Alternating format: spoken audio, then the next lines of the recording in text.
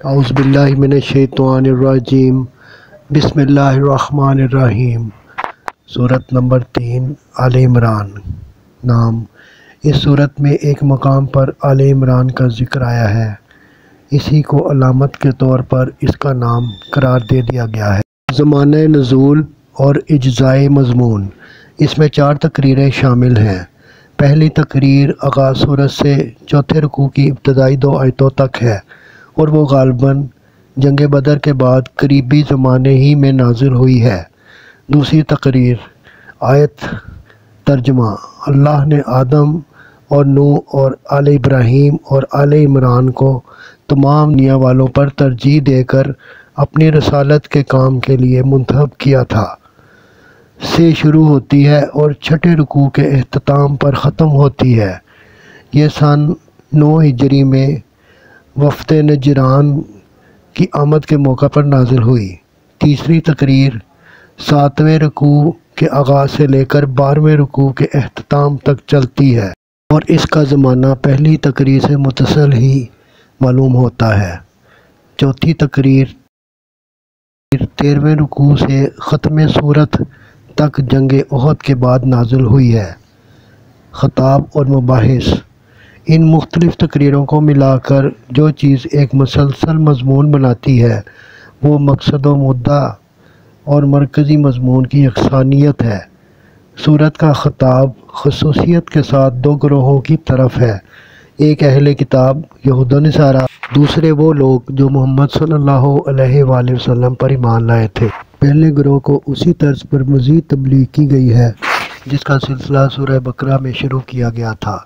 ان کی اعتقادی گمراہیوں اور اخلاقی خرابیوں پر تنبیہ کرتے ہوئے انہیں بتایا گیا ہے کہ یہ رسول اور یہ قرآن اسی دین کی طرف بلا رہا ہے جس کی دعوت شروع سے تمام انبیاء دیتے چلے آئے ہیں اور جو فطرت اللہ کے مطابق ایک ہی دین حق ہے۔ دوسرے گروہ کو جو اب بہترین امت ہونے کی حیثیت سے حق کا علمبردار اور دنیا کی اصلاح کا ذمہ دار بنایا جا چکا ہے، اسی سلسلے میں مزید ہدایات دی گئی ہیں جو سورہ بقرہ میں شروع ہوا تھا۔ انہیں پچھلی امتوں کے مذہبی و اخلاقی زوال کا عبرتناک نقشہ دکھا کر متنبہ کیا گیا ہے کہ ان کے نقش قدم پر چلنے سے بچیں۔ اس طرح یہ سورت نہ صرف آپ اپنے مختلف اجزاء میں مسلسل و مربوط ہے بلکہ سورہ بقرہ کے ساتھ بھی اس کا ایسا قریبی تعلق نظر آتا ہے اور یہ محسوس ہوتا ہے کہ اس کا فطری مقام بقرہ سے متصل ہی ہے۔ شان نزول: سورت کا تاریخی پس منظر یہ ہے۔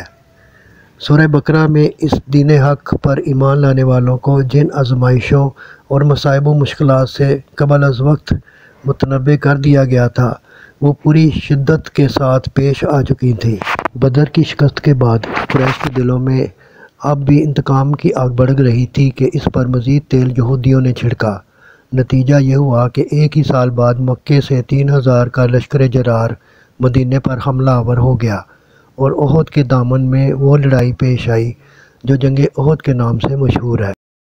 جنگ احد میں مسلمانوں کو جو شکست ہوئی اس میں اگرچہ منافقین کی تدبیروں کا ایک بڑا حصہ تھا لیکن اس کے ساتھ مسلمانوں کی اپنی کمزوریوں کا حصہ بھی کچھ کم نہ تھا، اور یہ ایک قدرتی بات تھی کہ ایک خاص طرز فکر اور نظام اخلاق پر جو جماعت ابھی تازہ ہی بنی تھی، جس کی اخلاقی تربیت ابھی مکمل نہ ہو سکی تھی اور جسے اپنے عقیدہ و مسلک کی حمایت میں لڑنے کا یہ دوسرا ہی موقع پیش آیا تھا، اس کے کام میں بعض کمزوریوں کا ظہور بھی ہوتا۔ اس لیے یہ ضرورت پیش آئی کہ جنگ کے بعد اس جنگ کی پوری سرگزشت پر ایک مفصل تبصرہ کیا جائے اور اس میں اسلامی نقطہ نظر سے جو کمزوریاں مسلمانوں کے اندر پائی گئی تھیں ان میں سے ایک ایک کی نشاندہی کر کے اس کی اصلاح کے متعلق ہدایات دی جائیں۔ اس سلسلے میں یہ بات نظر میں رکھنے کے لائق ہے کہ اس جنگ پر قرآن کا تبصرہ ان تبصروں سے کتنا مختلف ہے جو دنیاوی جنرل اپنی لڑائیوں کے بعد کیا کرتے ہیں۔ صدق اللہ العظیم۔